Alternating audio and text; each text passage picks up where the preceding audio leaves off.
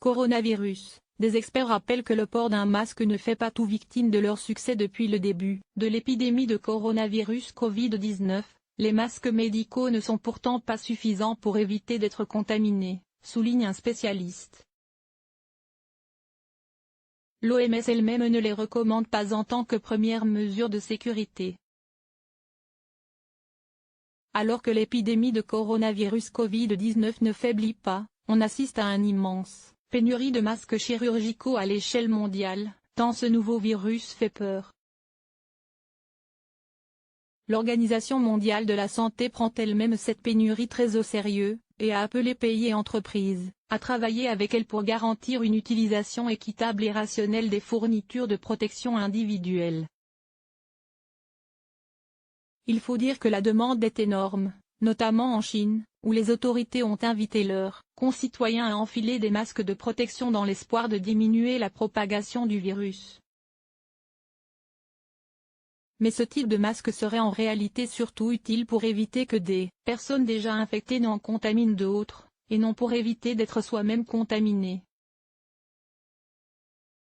En effet, les masques médicaux standards vendus dans la plupart des pharmacies sont conçus pour. De plus, ils sont généralement assez amples, avec des espaces où l'air passe autour du nez, de la bouche ou encore du menton. Les petites gouttelettes infectieuses ne peuvent pas être filtrées par les masques chirurgicaux, a déclaré à Business Insider Today Yoojik Choi, professeur adjoint de génie chimique et des matériaux à l'Université de l'Alberta, Canada. Dans le même temps, les respirateurs artificiels et les masques chirurgicaux n'ont pas pour fonction de tuer le virus. Ainsi, lorsque des gouttelettes porteuses de virus reposent à la surface des masques et des respirateurs, elles peuvent survivre au minimum quelques heures à une semaine, a-t-il ajouté.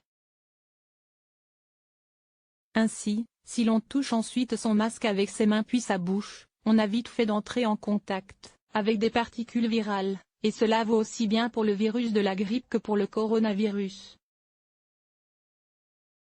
Notons que l'Organisation mondiale de la santé, OMS, elle-même ne recommande pas le port du masque médical en première intention pour se protéger du coronavirus.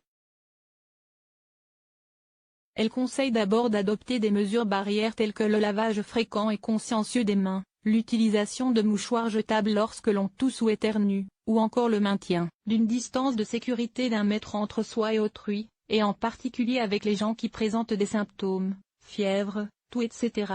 Source, Business Insider.